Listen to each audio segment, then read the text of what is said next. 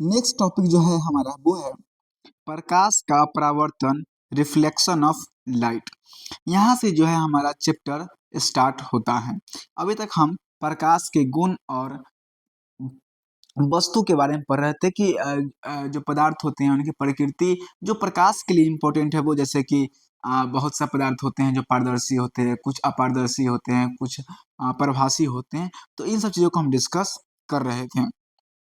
लेकिन अब जो है जो प्रकाश का हमारा 2 घटना है, परावर्तन और अपवर्तन। उसमें हम प्रकाश के परावर्तन से हम स्टार्ट कर रहे थे। यहाँ से आपको अब विशेष ध्यान देने की ज़रूरत है क्योंकि यहाँ से आपका चैप्टर स्टार्ट होता है। पहला टॉपिक है हमारा प्रकाश का परावर्तन, रिफ्लेक्शन ऑफ लाइट। इसे समझने के लिए यहाँ पे एक बहुत अच्छा पिक्चर दिया गया, आप उसे ध्यान समझें। देखिए ये जो है एक हमारा दर्पण मान लीजिए, कोई भी चिकना या चमकीला सतह, ये हमारा एक क्या है, दर्पण है।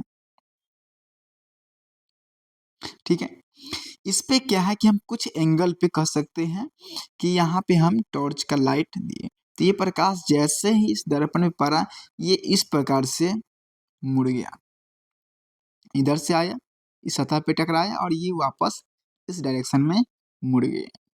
और इसी मुड़ने की घटना को हम क्या कहते हैं, प्रकाश का परावर्तन कहते हैं। आप लोग अक्सर ऐसा किए होंगे बचपन में कि कोई भी चिकना चमकीला सा तो उस पे लाइट जला देना, लेजर लाइट जला देना, तो वो क्या होता है, जैसे जलाए तो वो मुड़ जाता है। ठीक है, तो ये इस मुड़ने की घटना को हम प्रकाश का परावर्तन कहते हैं। अब हम डेफिनेशन की बात करते हैं। जब प्रकाश की किरणें किसी समांगी माध्यम से चलकर, ये देखिए समांगी माध्यम बता चुके हैं, समांगी माध्यम जिसके प्रत्येक भाग का जो गुण और जो हमारा बनावट होता है वो एक समान होता है। तो यहाँ पे आप बात कर सकते हैं कि ये हवा है। यहाँ पे समांगी माध्यम क्या मतलब है, हवा है। ठीक है, से चलकर अन्य वस्तु की सतह पर पड़ती है, तो वे किरणें या तो वस्तु द्वारा अवशोषित हो जाती है या उस वस्तु से पार कर जाती है या उसके सतह से टकराकर लौट जाती है। इस तरह प्रकाश की किरणों को पहले माध्यम में ही वापस लौटने की घटना को प्रकाश का परावर्तन कहते हैं।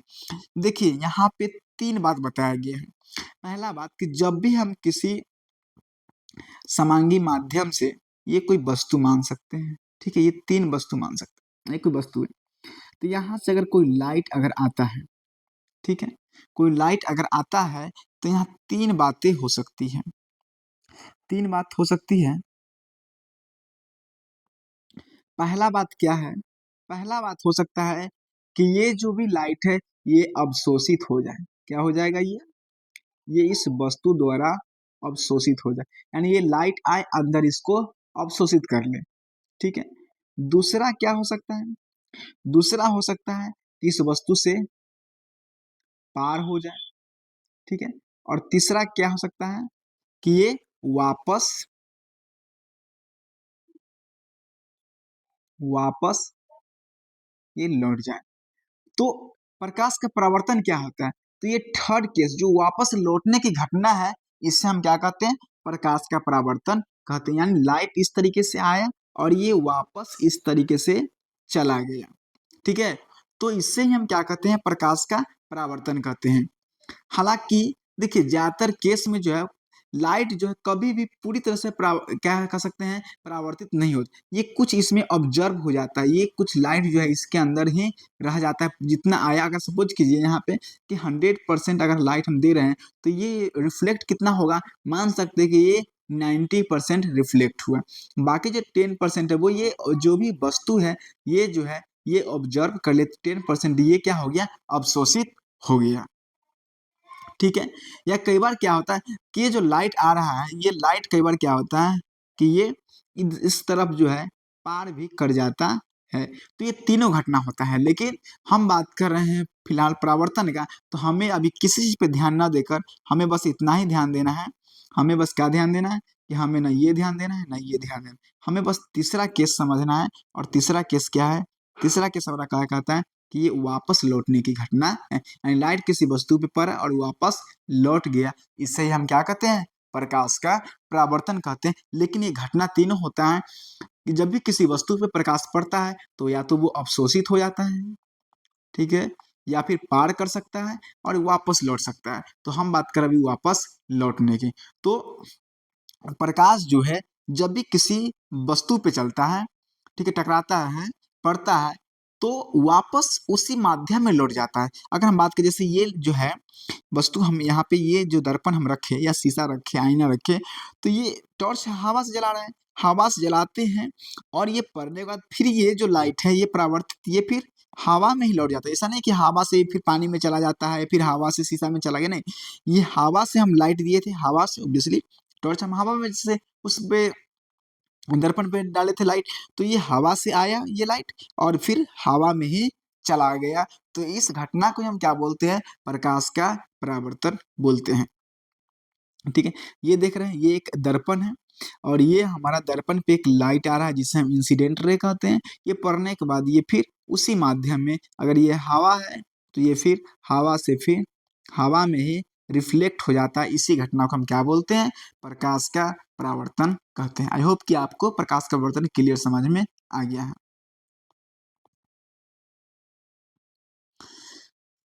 प्रकाश जिस सतह से टकराकर अपने ही माध्यम में लौटता है उसे परावर्तक सतह कहते हैं। तो यहाँ पे परावर्तक सतह क्या हो गया? आईना हो गया। जैसे अगर देखिए ये एक दर्पण है, ये एक दर्पण को हम इस तरीके से दिखाते हैं, तो एक कोई लाइट आया और ये टकरा के वापस लौट गया। तो ये जिस सतह से टकराया यही क्या कहलाएगा? यही हमारा परावर्तक सतह कहलाएगा। ठीक है? चांदी सबसे अच्छा परावर्तक है, ये आपको याद रखना है कि सबसे ज्यादा जो लाइट है, देखिए अच्छा क्या मतलब, अच्छा कहने का मतलब है कि बहुत ऐसा पदार्थ होगा जो लाइट को उतना अच्छे से परावर्तित नहीं करता होगा, जो कि आपको हमको बताएं कि बहुत सा ऐसा वस्तु भी होता है, ऐसा पदार्थ होता है जो क्या करता है कि लाइट को ऑब्जर्व कर लेता है, अवशोषित कर लेता है। ठीक है, लेकिन चांदी है जो लाइट को सबसे कम अवशोषित करता है, यानी ज्यादातर जो भाग है वो प्रकाश का उसको परावर्तित कर देता है। तो याद रखना है कि सबसे अच्छा जो परावर्तक है वो क्या हमारा है? चांदी है। वैसे सामान्यतः परावर्तक सतह के रूप में समतल दर्पण यानी कि प्लेन मिरर का उपयोग किया जाता है। जो इस हम पिक्चर में यहाँ बनाई है समतल दर्पण। समतल दर्पण क्या होता है? हम अपने घर में जो अपना चेहरा देखने के लिए जो दर्पण इस्तेमाल करते हैं, जो शीशा इस्तेमाल करते हैं, जो आईना इस्तेमाल करते हैं, वही हमारा क्या कहलाता है? प्लेन मिरर यानी कि समतल दर्पण कहलाता है। तो आमतौर पे जो हम परावर्तक सतह के रूप में समतल दर्पण का ही इस्तेमाल करते हैं। आपको याद रखना है कि चांदी सबसे अच्छा परावर्तक सतह है। अब देखिए, परावर्तक सतह की प्रकृति के अनुसार परावर्तन दो प्रकार के होते हैं। हम बात करें परावर्तन कितने प्रकार के होते हैं, तो दो प्रकार के होते हैं, लेकिन किसके आधार पे? तो ये परावर्तक सतह की प्रकृति के आधार पे, यानी जो परावर्तक सतह है उसका क्या नेचर है, उसके आधार पर परावर्तन दो प्रकार का होता है। पहला होता है हमारा नियमित परावर्तन और दूसरा होता है हमारा अनियमित परावर्तन। बात करते हैं पहला नियमित परावर्तन का। नियमित का मतलब आपको रेगुलर, नियमित मतलब रेगुलर रिफ्लेक्शन। तो जब प्रकाश की किरणें चिकनी और चमकीली सतह पर पड़ती है तो वे नियमित रूप से परावर्तित हो जाते हैं। ऐसे परावर्तन को नियमित परावर्तन कहते हैं। जैसे देखिए ये हमारा परावर्तक सतह है, ठीक है, ऑब्वियसली चिकना होना चाहिए और चमकीला होना चाहिए। जैसे ये लाइट आया और इस प्रकार से ये परावर्तित हो गया, ये लाइट आया, ये इस प्रकार से परावर्तित हो गया और ये लाइट आया, ये इस प्रकार से परावर्तित। आप देख रहे हैं कि नियमित परावर्तन हो रहा है, एक रूल्स को, एक नियम को फॉलो कर रहा है। तो ये क्या हमारा नियमित परावर्तन। ये कब होता है? जब हमारा परावर्तक सतह कैसा हो? चिकना और चमकीला हो। तो इसका गुण क्या होना चाहिए? एक तो है कि ये चिकना यानी कि उबड़ खाबड़ नहीं होना चाहिए, दूसरा कैसा होना चाहिए? चमकीला। ये दो कंडीशन होगा तब जाके ऐसा रेगुलर रिफ्लेक्शन होगा, नियमित परावर्तन होगा। अब हम बात करते हैं अनियमित परावर्तन का, इर्रेगुलर रिफ्लेक्शन का।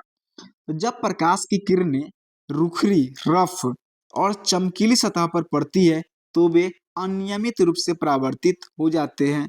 ऐसे परावर्तन को अनियमित परावर्तन कहते हैं। ये देखिए जो रिफ्लेक्शन, ये जो हमारा अपरावर्तक सतह है, ये कैसा है दिख रहा है? ये ऊबड़-खाबड़ है। ये कैसा है? ऊबड़-खाबड़ है। ये रूखरी है, रफ़ है, या कह सकते हैं कि ये ऊबड़-खाबड़ है। ऊबड़-खाबड़ है। ऊबड़-खाबड़ आप समझ रहे हैं, या रूखरी है या रफ़ है। आप जो समझ लें। और दूसरा कैसा होना चाहिए? ये चमकीला होना चाहिए। चमकीला होगा तभी जाके परावर्तन हो। अगर हमारा परावर्तक सतह ऐसा होगा, तब ये किसी भी नियम को फ़ॉलो नहीं करेगा और अनियमित रूप से परावर्तित हो जाएगा। देख रहे हैं, ये इधर आया, इधर चला गया, ये लाइट इधर आया, ये इधर चला गया, ये इधर से आया, इधर चला गया। तो कुछ ये यहाँ पे कोई भी रूल्स को फ़ॉलो नहीं किया जा रहा है। आप देख पा रहे हैं? तो इसे हम क्या बोलते हैं? अनियमित परावर्तन कहते हैं। ऐसा कब होता है? जब हमारा जो परावर्तक सतह है, वो कैसा होता है? रूखरा होता है। जब हमारा परावर्तक सतह रूखरा होता है, तब ऐसा होता है। अब हमें देखना है समतल दर्पण से प्रकाश का परावर्तन, reflection of light from plane mirror. हम आम तौर पे जो हम दर्पण का यूज करते हैं, जो परावर्तक सतह का यूज करते हैं, वो हमारा क्या होता है? समतल दर्पण होता है। आप पिक्चर में देख पा रहे हैं कि ये यहाँ पे एक लड़की है जो अपना क्या कह सकते हैं, बाल बना रही है। तो यहाँ जो दर्पण लगा है, ये हमारा कौन-सा दर्पण है? ये हमारा समतल दर्पण है। ये क्या है हमारा? ये हमारा समतल दर्पण है। समतल दर्पण है। ये भी देख पा रहे हैं, ये भी हमारा कहाँ है? ये भी हमारा समतल दर्पण है। तो इसमें परावर्तन किस प्रकार से होता है? तो जब प्रकाश की किरण समतल दर्पण के परावर्तक सतह पर पड़ती है, तो निश्चित नियमानुसार परावर्तित हो जाती है, जिसे प्रकाश का परावर्तन का नियम कहते हैं। देखिए, समतल दर्पण में जो है, ये जो सतह को आप देखिए ये कैसा है? तो अभी देख पा रहे हैं कि ये है तो चिकना भी है और चमकीला भी है। तो जब चिकना और चमकीला होता है, तो ये कैसा परावर्तन होता है? तो यहाँ पे नियमित परावर्तन होता है, ठीक है?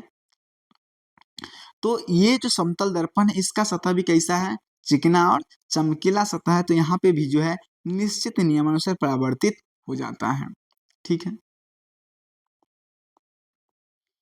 ये देखिए, ये हमारा एक समतल दर्पण को हम ऐसे डिनोट करते हैं। ये हमारा क्या है? एक समतल दर्पण है। तो जब हम डायग्राम के रूप में दिखाते हैं, समतल दर्पण को कुछ हम इस प्रकार से दिखाते हैं। समतल दर्पण में इमेज कैसे बनता है? देखिए, हम इमेज बनाने के लिए कम से कम जो हम मान सकते हैं कि 2 लाइट हमें चाहिए। 2 एक्चुअली किरण चाहिए, 2 किरण चाहिए, 2 रे चाहिए।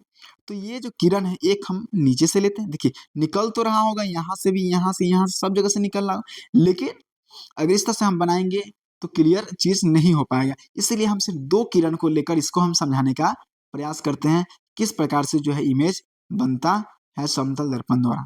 ठीक है? तो ये हमारा समतल दर्पण है। तो एक किरण हमें यहाँ से निकला, और यहाँ से निकलने के बाद कुछ इस प्रकार से ये परावर्तित हो गया। हम कलर चेंज कर लेते ताकि आपको समझ में। तो पहले ये जो है, एक किरण यहाँ से इस दर्पण में पड़ा, और ये कुछ इस प्रकार से परावर्तित हो गया, ठीक है? दूसरा जो है, ये यहाँ से पड़ा, और ये कुछ इस प्रकार से परावर्तित हो गया। देखिए, हम जो इमेज है वो दर्पण के सामने रखे हुए, ये कहाँ पे है? सामने है। और इमेज भी सामने है, और हम देख भी कहाँ से रहे हैं? सामने से, ठीक है? लेकिन इमेज बना कहाँ है? इमेज हमें क्या लग रहा है कि ये दर्पण के पीछे बन रहा है, ठीक है? तो ये जो है, किरण गया इस प्रकार से आँख में चला गया, और ये किरण जो है ये इस प्रकार से आँख में चला गया। लेकिन जब हम यहाँ देखेंगे तो क्या लगे, ये किरण कहाँ से आ रहा है? तो ये लगेगा कि ये किरण जो है यहाँ से आ रहा है, और ये जो किरण है वो कुछ यहाँ से आ रहा हो। तो इस ट्री का जो है, ये पेड़ का जो यहाँ पे एक वर्चुअल इमेज हमें क्या होगा? दिखेगा। क्योंकि जब हम देखेंगे तो किरण तो आपको पता है कि हमेशा से कहाँ से चलती है? सीधे चलती है। तो जब यहाँ से ये किरण आती है, लग रहा हो कि ये यहाँ से आ रहा है, और ये जो किरण है वो लग रहा हो कि यहाँ से, हालाँकि वहाँ से आ नहीं रही, ये तो यहाँ से रिफ्लेक्ट हो रहा है, लेकिन ऐसा प्रतीत हो रहा है। इसलिए ये जो इमेज बना है, ये हमारा वर्चुअल है, ये हमारा जो है काल्पनिक इमेज है। ठीक है ना? ये हमारा काल्पनिक प्रतिबिंब है। यहाँ वास्तव में कोई पेड़ वगैरह का इमेज नहीं बन रहा है। यहाँ सिर्फ़ ऐसा प्रतीत हो रहा है, वर्चुअल इमेज है। समझ में आ रहा है?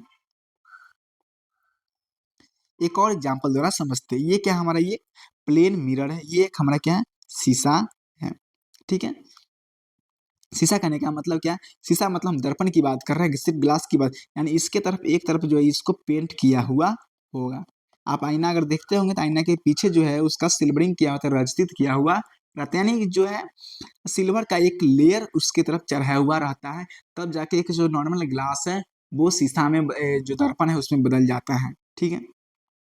तो यहाँ पे एक ऑब्जेक्ट है, इससे हमें कम से कम इमेज आने के लिए हमें 2 किरण की आवश्यकता होता है। तो यहाँ से हम एक इस तरह से किरण लिए और ये इस पे पड़ने के बाद कुछ इस प्रकार से ये क्या हो जाती है, रिफ्लेक्ट हो जाती है, और दूसरा जो हम यहाँ से ये ली और ये कुछ इस प्रकार से ये क्या हो गई, रिफ्लेक्ट हो गई। लेकिन जब हम यहाँ से हम देख पा रहे होंगे तो हमें क्या लग रहा हो, हमें लग रहा हो कि ये जो रे है वो कहीं न कहीं यहाँ से आ रही होगी। यहाँ से आ नहीं रही होगी लेकिन ऐसा लग रहा होगा, ठीक है? तब जाके इसके वस्तु का जो यहाँ पे एक वर्चुअल इमेज इसका बन पाता है। ये यहाँ से आ रही है लेकिन ऐसा लगे कि ये जो इमेज है वो कहीं न कहीं ये जो रे है वो यहाँ से आ रही है। तो ये वस्तु का यहाँ पे प्रतिबिंब हमें प्रतीत होगा, जो वर्चुअल इमेज बनेगा।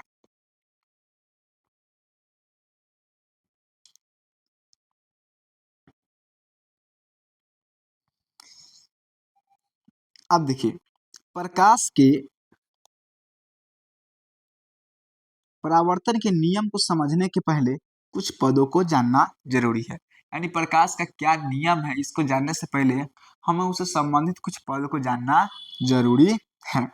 तो सबसे पहला जो आता है वो है हमारा आपतित किरण, यानी कि इंसिडेंट रे। आपतित किरण क्या होती है? वह किरण जो दर्पण की सतह पर पड़ती है, आपतित किरण कहलाती है। यहाँ पे हम ड्रॉ कर रहे हैं। देखिए ये हमारा एक परावर्तक सतह हो गया, ठीक है? ये हमारा एक परावर्तक सतह। तो इस पे जो किरण आएगा, ये जो किरण आया इसे हम क्या बोलेंगे? इसे हम बोलेंगे आपतित किरण। ये हमारा क्या हो जाएगा? ये हमारा आपतित किरण हो जाएगा, इंसिडेंट रे हो जाएगा। दूसरा है आपतन बिंदु, यानी कि पॉइंट ऑफ इंसिडेंस। दर्पण की सतह पर स्थित वह बिंदु जहां आपतित किरणें पड़ती है, आपतन बिंदु कहलाता है। तो ये दर्पण का सतह है, तो इस बिंदु पे क्या हुआ, इस बिंदु पे जो हमारा ये आपतित किरण आए तो ये हमारा क्या कहलाएगा, ये हमारा आपतन बिंदु कहलाएगा। क्या कहलाएगा? ये हमारा आपतन बिंदु कहलाएगा। तो ये जो पॉइंट है वो हमारा क्या कहलाएगा? आपतन बिंदु कहलाएगा, आपतन बिंदु कहलाएगा। नेक्स्ट है हमारा परावर्तित किरण, यानी कि रिफ्लेक्टेड रे। वह किरण जो दर्पण के परावर्तक सतह से टकराकर वापस लौट जाती है, परावर्तित किरणें कहलाती। देखिए ये लाइट आया, ये हम आपतन बिंदु पर पड़ा और फिर वापस इस तरीके से यह क्या हो गया, लौट गया।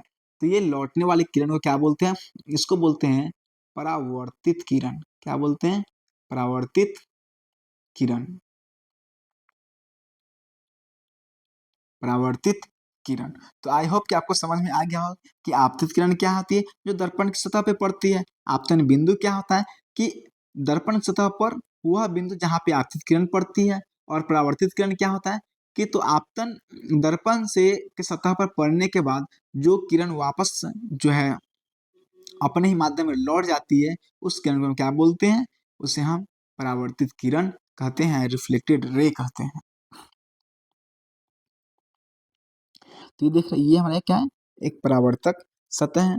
ये किरण आ रही है, इसे हम बोलेंगे आपतित किरण, और ये जो किरण है वो वापस जो टकरा कर लौट जा रही है उसे हम बोलते हैं परावर्तित किरण, और इस बिंदु को जो बोलेंगे बोलेंगे आपतन बिंदु बोलेंगे। और आपतन बिंदु पे जो एक लंब डाला गया है इसे हम क्या बोलेंगे? अभिलंब। इसे हम अगले पॉइंट में डिफाइन करेंगे। तो इसमें देख लेते हैं, ये हमारा क्या है, एक हमारा परावर्तक सतह है। ये ए जो है हमारा आपतित किरण है। ये जो ए से लेके बी तक हम पूरा को मानेंगे आपतित किरण है। ये बी जो है, ये बी पॉइंट ये हमारा आपतन बिंदु है, क्योंकि आपतित किरण इसी बिंदु पे आया है। ये जो हमारा बी और सी है ये हमारा क्या हो गया, परावर्तित किरण है, क्योंकि ये जो परावर्तक सतह से टकराकर वापस यही लौटती है किरण, तो ये हमारा बी सी क्या हो जाएगा, परावर्तित किरण हो गया। ये बी हमारा क्या होगा, आपतन बिंदु हो जाएगा। और ये एन जो है ये अभिलंब है, क्योंकि ये जो हमारा आपतन बिंदु पे एक लंब डाला गया। लंब का मतलब ये 90 डिग्री का एंगल बनाता है, तो इसीलिए क्या है, ये अभिलंब है। तो अभी हम क्या है कि अभिलंब क्या होता है, नॉर्मल क्या होता है? वह सीधी रेखा जो दर्पण के आपतन बिंदु पर लंब होती है, अभिलंब कहलाती है। दूसरे शब्दों में कह सकते हैं कि अभिलंब दर्पण की सतह के साथ कितना डिग्री का 90 डिग्री का कोण बनाती है। फिर समझ लेते हैं, ये हमारा क्या है, परावर्तक सतह है, ये हमारा आपतित किरण है, ये हमारा परावर्तित किरण और ये हमारा आपतन बिंदु। तो यहाँ पे क्या करेंगे, हम एक लंब डालेंगे, यानी कि एक सीधी रेखा डालेंगे, या फिर कह सकते हैं कि ये 90 डिग्री का एंगल बनाता है परावर्तक सतह के साथ। तो ये जो हमारा ये है क्या कहलाएगा, ये हमारा अभिलंब कहलाएगा। ये जो लंब है ये क्या कहलाएगा, अभिलंब है। दूसरा हमारा आपतन कोण यानी कि एंगल ऑफ इंसिडेंस। तो आपतित किरण अभिलंब के साथ आपतन बिंदु पर जो कोण बनाती है, आपतन कोण कहलाता है। देखिए पहला बात कर रहा है आपतित किरण, तो ये हमारा क्या है, आपतित किरण है। और अभिलंब के साथ, ये अभिलंब है हमारा, के साथ जो कोण बनाती है, ये जो कोण बना रही है इसे हम क्या बोलेंगे, आपतन कोण कहेंगे। और इसे जो है प्राय आई से सूचित किया जाता है। तो ये हमारा जो कोण बनता है इसको क्या बोलते हैं, स्मॉल आई से इसको दिखाते हैं, आपतन कोण को जो हम आई से दिखाते हैं। दूसरा जो है हमारा वो है परावर्तन कोण यानी कि एंगल ऑफ रिफ्लेक्शन।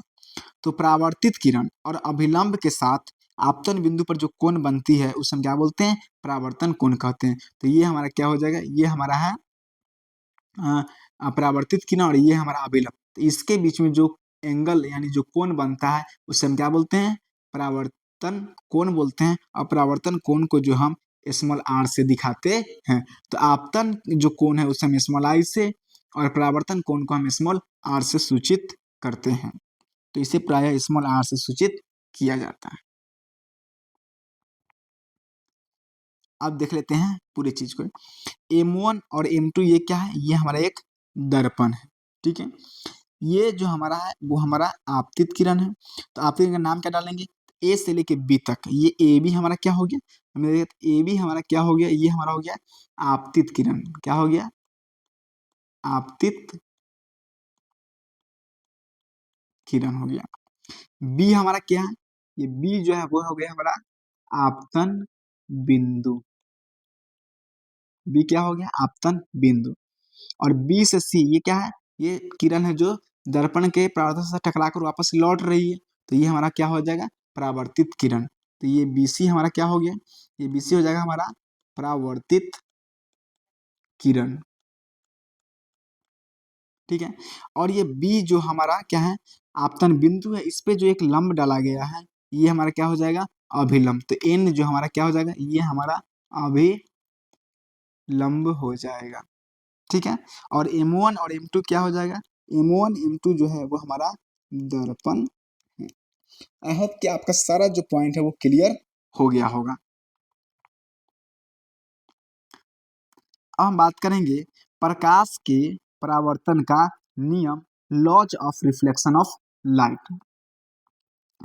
प्रकाश के परावर्तन के आधारभूत नियम समतल तथा वक्र सतहों कर्व्ड सरफेसेस के लिए समान होते हैं। यानी आप देखेंगे अभी तो आप पढ़ रहे हैं समतल दर्पण द्वारा प्रकाश का परावर्तन, आगे आप जाके देखेंगे वक्र सतहों के यानी जो गोलीय दर्पण होगा उसके लिए हम प्रकाश के परावर्तन पढ़ेंगे। तो जो प्रकाश के परावर्तन का नियम है वह समतल और गोलीय दर्पण दोनों के लिए क्या होता है, सेम होता है। तो प्रकाश के परावर्तन के मुख्यतः जो है दो नियम है। पहला नियम क्या है, फर्स्ट लॉ क्या है कि आपतित किरण, परावर्तित किरण तथा आपतन बिंदु पर डाला गया अभिलंब सभी एक ही समतल में होता है।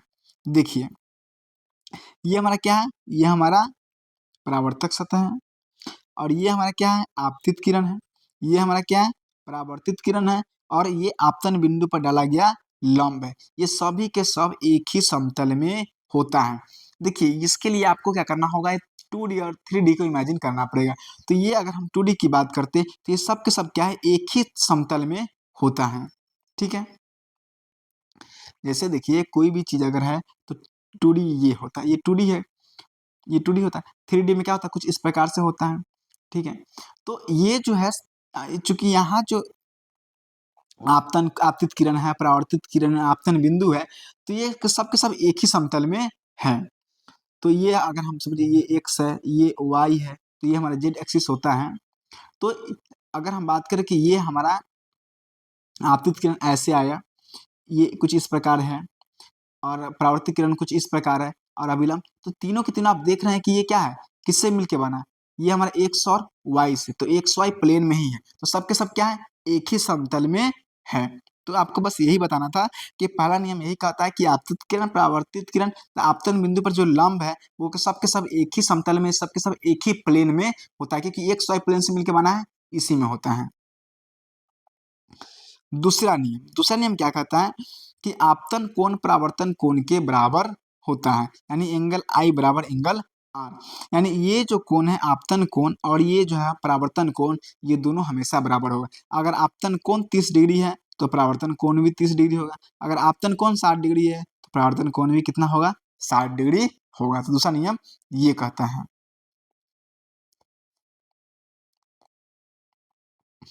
नेक्स्ट है हमारा प्रतिबिंब यानी कि इमेज। डेफिनेशन की बात करते हैं, किसी बिंदु वस्तु से आ रहे प्रकाश की किरणें परावर्तन या अपवर्तन के बाद जिस बिंदु पर संसरित कन्वर्ज होती है या उस बिंदु से अपसरित होती हुई प्रतीत होती है, उसे उस बिंदु वस्तु का प्रतिबिंब कहते हैं। प्रतिबिंब दो प्रकार के होते हैं, वास्तविक प्रतिबिंब और काल्पनिक प्रतिबिंब। इसे हम समझने का प्रयास करते हैं। इसके लिए यहाँ इमेज को देखते हैं। पहले देख लीजिए कि वास्तविक प्रतिबिंब, काल्पनिक प्रतिबिंब। चलिए हम इसको यहीं पे समझाने का प्रयास करते हैं। कह रहा है कि किसी बिंदु वस्तु से आ रहे प्रकाश की किरणें, अभी हम अपवर्तन की बात छोड़ देते हैं, परावर्तन की बात बोलते हैं, ठीक है। तो जैसे कोई भी यहाँ पे एक हम ऑब्जेक्ट ले लेते हैं, ठीक है। ये तो हमारा क्या हो गया, ये हमारा एक दर्पण हो गया। मान लेते हैं कि ये हमारा समतल दर्पण और यहाँ पे कोई वस्तु रखा हुआ है, ठीक है। तो इस वस्तु का जो है यहाँ पे क्या होगा, एक प्रतिबिंब बनेगा। आप देख चुके हैं, प्रतिबिंब बनेगा जो हमारा कैसा होगा, काल्पनिक होगा। समझने का प्रयास करते हैं। तो क्या होगा कि इस बिंदु वस्तु से पहले क्या होगा, प्रकाश निकलेगा, इस दर्पण पे पड़ेगा, ठीक है। दर्पण पे पड़ेगा और इसके बाद क्या होगा, ये इसी प्रकार से परावर्तित हो जाएगा, ठीक है। अब परावर्तित हो जाएगा तो या तो वास्तव में इस पे मिलेगा या पर इसकी तरह, जैसे यहाँ पे हो सकता है क्या, ऐसा काल्पनिक रूप से, ऐसा काल्पनिक रूप से क्या होगा कि मिलता हुआ प्रतीत होगा, ठीक है। तो इस वस्तु का क्या कहेंगे, प्रतिबिंब कहेंगे। बात समझ पा रहे हैं मेरा, जो हम समझने का प्रयास कर रहे हैं कि कोई भी वस्तु है, पहले इससे क्या निकलेगा, प्रकाश निकलेगा, दर्पण में पड़ेगा, फिर इससे क्या होगा, परावर्तित वास्तव में भी हो सकता है या ऐसा सिर्फ प्रति, जैसे इस केस में ऐसा सिर्फ प्रतीत हो रहा है, यहाँ पे कोई किरण जाके आ रही, लेकिन जो यहाँ पे जो आदमी होगा उसको तो ऐसा लगे कि ये जो किरण है वो तो यहाँ से आ रही है, ठीक है। तो ऐसा प्रतीत होगा, तो इस वस्तु को क्या बोलेंगे, प्रतिबिंब कहेंगे। ये काल्पनिक प्रतिबिंब, आगे जाके आप वास्तविक प्रतिबिंब को भी देखेंगे। तो प्रतिबिंब जो होते हैं दो प्रकार का होता है, वास्तविक प्रतिबिंब और काल्पनिक प्रतिबिंब। बात करते हैं वास्तविक प्रतिबिंब, रियल इमेज का। जब किसी बिंदु वस्तु यानी कि पॉइंट ऑब्जेक्ट से आ रही प्रकाश की किरणें परावर्तन या अपवर्तन के बाद एक बिंदु पर संश्रित होती है, तो वह बिंदु उस बिंदु वस्तु का वास्तविक प्रतिबिंब कहलाता है। अर्थात वास्तविक प्रतिबिंब वास्तविक कटान से बनता है। आप इस इमेज को जरा अच्छे समझ पाएंगे। देखिए, ये हमारा कोई एक ऑब्जेक्ट है, ये क्या हमारा एक ऑब्जेक्ट है, इससे लाइट निकला, तो ये जो लाइट निकला तो लाइट कुछ इस प्रकार से गया, ये हमारा दर्पण पे पड़ा और दर्पण पे पड़ने के बाद ये रिफ्लेक्ट हो गया, परावर्तित हो गया। एक दूसरा किरण यहाँ निकला और ये भी क्या हो गया, परावर्तित हो गया, और ये दोनों आके वास्तव में यहाँ पे मिल रहा है। तो जब वास्तव में मिलेगा तो यहाँ पे जब भी दो किरणें आपस में मिलती है तो वहाँ पे प्रतिबिंब बनता है। चूंकि ये दो किरणें हैं वो वास्तव में मिल रही है, इसीलिए ये जो प्रतिबिंब बनेगा वो कैसा होगा, वास्तविक प्रतिबिंब होगा। कैसा होगा, वास्तविक प्रतिबिंब। क्यों, क्योंकि यहाँ वास्तव में दो किरणें मिल रही, वस्तु से निकला, दर्पण पे पड़ा, दर्पण से दोनों क्या हो गया, रिफ्लेक्ट हो गया, और ये दोनों किरण आपस में इस बिंदु पे क्या हो रहा है, मिल रहा है, जिससे यहाँ पे वास्तविक प्रतिबिंब बना, क्योंकि यहाँ पे वास्तविक रूप से किरणें मिल रही है। अब फिर समझने का प्रयास करिए। देखिए, जब किसी बिंदु वस्तु, जैसे ये हमारा बिंदु वस्तु हो गया, से आ रही प्रकाश की किरणें, परावर्तन, अभी हम परावर्तन की बात करते, तो परावर्तन के बाद एक बिंदु पर संश्रित होती है, एक बिंदु पर संश्रित होने में मिल रही, तो वह बिंदु, तो यह बिंदु उस वस्तु का यानी इस वस्तु का वास्तविक प्रतिबिंब कहलाता है। अर्थात वास्तविक प्रतिबिंब जो है वास्तविक कटान से, मतलब ये दो किरणों का यहाँ पे वास्तविक कटान हो रहा है, तो ये हमारा जो प्रतिबिंब बन रहा है वो कैसा है, वास्तविक प्रतिबिंब है। दूसरा है हमारा काल्पनिक प्रतिबिंब, वर्चुअल इमेज। तो जब किसी बिंदु वस्तु से आ रही प्रकाश की किरणें परावर्तन या अपवर्तन के बाद एक बिंदु से अपसरित, यहाँ पे तो मिस्टेक है और इसको अपसरित कर लीजिएगा, अपसरित होता हुआ प्रतीत होता है, तो वह बिंदु उस बिंदु वस्तु का काल्पनिक प्रतिबिंब कहलाता है। देखिए यहाँ पे है प्रतीत होता है, वास्तव में ये यहाँ पे किरणें मिल नहीं रही है, ठीक है, यहाँ लग रहा है कि किरणें वहां से निकल रही है, ऐसा प्रतीत होता है, वास्तव में निकल नहीं रही। इसे आभासी प्रतिबिंब भी कहा जाता है, अर्थात यहाँ प्रतिबिंब काल्पनिक कटान से बनता है। समझने का प्रयास करते हैं। ये एक ऑब्जेक्ट है, इससे दो किरणें निकला, एक ये किरण निकला, कुछ इस प्रकार से परावर्तित हो गए, जो भी परावर्तन के नियम है, और ये किरण आया, इस प्रकार से वह परावर्तित हो गए। लेकिन ये जो किरणें निकली है वो कहाँ से लग रहा है, ये लग रहा है कहीं ये यहाँ से निकल रहा होगा, ये कुछ इस प्रकार से निकल रहा होगा। यहाँ से अगर ये जो किरण है तो ये कहाँ से लग रहा है, ये लग रहा है कि हम ये किरणें कहीं ना कहीं यहाँ से निकला है। तो ये अगर हम पीछे की तरफ देखेंगे तो ये दोनों किरणें जाके कहीं ना कहीं यहाँ पे मिल रहा होगा। देखिए वास्तव में मिलता नहीं है ये किरणें, तो पीछे कहाँ, पीछे तो कुछ होता नहीं है, ये तो यहाँ तो दर्पण है, दर्पण के बाद ट्रैक इधर चला। लेकिन अगर इसको देखेंगे तो ऐसा लग रहा है कि ये किरणें कहीं ना कहीं जाके पीछे की तरफ मिलता हुआ प्रतीत होता है। जहाँ पे दो किरणें मिलती हुई या मिलती हुई प्रतीत होती है या मिलता है, वहां पे उस वस्तु का प्रतिबिंब बनता है। क्योंकि यहाँ पे मिलता हुआ प्रतीत हो रहा है, तो इससे हम क्या बोलेंगे, उस वस्तु का हम काल्पनिक प्रतिबिंब, वर्चुअल इमेज बोलेंगे। ठीक है, तो यहाँ पे जब किरणें जो निकलती है वह परावर्तन के बाद जो है काल्पनिक रूप से मिलती है, या फिर कह सकते हैं कि मिलता हुआ प्रतीत होता है। वास्तव में यहाँ पे वास्तव में तो दो किरण इधर आया इधर चला गया, ये किरण आया इधर चला गया, लेकिन ऐसा लग रहा है कि दोनों किरणें कहीं ना कहीं इधर जाके मिल रहा होगा, और जहाँ पे कोई दो किरणें मिलती वहां पे उस वस्तु का प्रतिबिंब बनता है। तो ये जो वर्चुअल इमेज यहाँ पे उस वस्तु का बनेगा। अब जो हमारा टॉपिक है वो है वास्तविक प्रतिबिंब तथा आभासी प्रतिबिंब में अंतर, यानी कि काल्पनिक और आभासी प्रतिबिंब में अंतर, difference between real image and virtual image.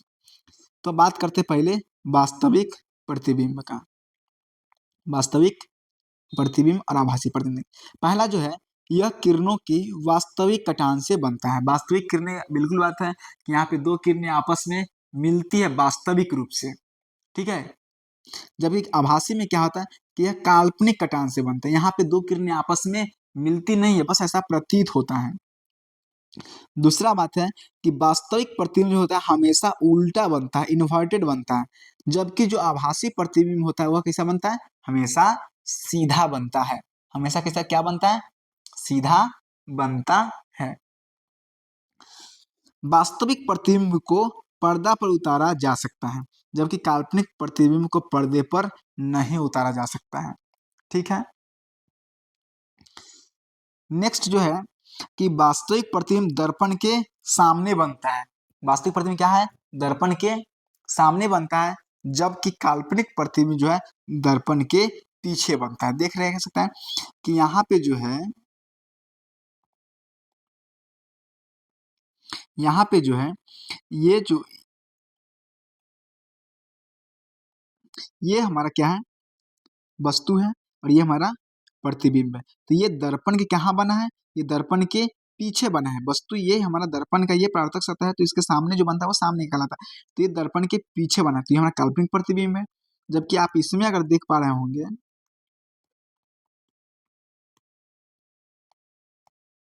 तो ये देखिए यहाँ ऑब्जेक्ट है और यहीं पे क्या है, इमेज है, तो ये दोनों दर्पण के सामने है। तो वास्तविक प्रतिबिंब जो है दर्पण के सामने बनता है, ये दर्पण है इसके सामने बन रहा है, जबकि काल्पनिक प्रतिबिंब जो दर्पण के पीछे बनता है। तो ये अंतर को आपको ध्यान रखना है। एक क्वेश्चन जो बहुत ज्यादा पूछा था, ये काफी वीवी है, आप इसे याद कर सकते हैं, अच्छे से समझ सकते हैं। क्या है कि समतल दर्पण द्वारा बने प्रतिबिंब की विशेषताएं। ये काफी इंपॉर्टेंट एग्जाम में कई बार पूछा जाता है, ये आपको एज इट इज याद रख लेना है। पहला है कि समतल दर्पण में जो भी प्रतिबिंब बनता है वो कैसा होता है, काल्पनिक होता है, और जो भी काल्पनिक होगा उसको हम पर्दे पर नहीं उतार सकते हैं। दूसरा, जो काल्पनिक प्रतिबिंब बनता है हमेशा सीधा होता है। तीसरा जो बात है कि समतल दर्पण में जो वस्तु बनता है वह कैसा होता है, वस्तु के समान आकार का प्रतिबिंब बनता है। आप भी देखते हैं अपने घर में जो दर्पण है उसमें आप जितना बड़ा आप है प्रतिबिंब भी उतना ही बड़ा दिखता है।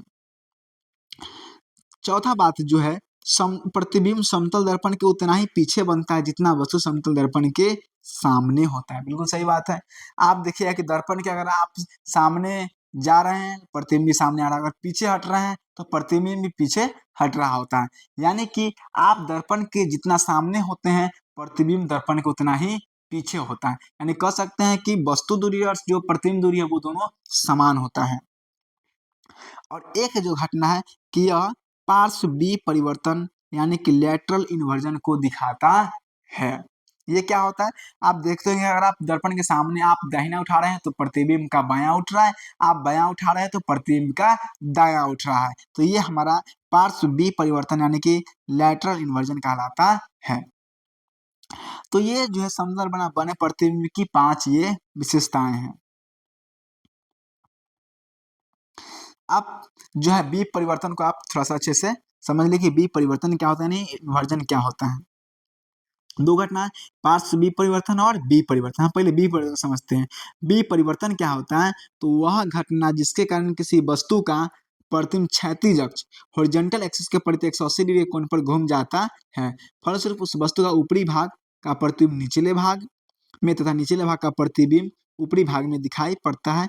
बी परिवर्तन इन्वर्जन कहलाता है। जैसे आप देख रहे हैं ये हमारा क्षैतिज अक्ष है, ये पी जो है ये ऊपर वाला है, जबकि यहाँ पे क्या है ये नीचे की तरफ घूम गया, तो ये बोलते हैं हम इसे बी परिवर्तन बोलते हैं। क्या बोलते हैं, बी यानी 180 डिग्री घूम जाता है हॉरिजॉन्टल एक्सिस के परिधि, क्षैतिज अक्ष के परिधि ये 180 डिग्री कोण पर घूम जाता है, यानी ऊपर का नीचे हो जाता है नीचे का ऊपर होता है। यह घटना जो बी परिवर्तन कहलाता है।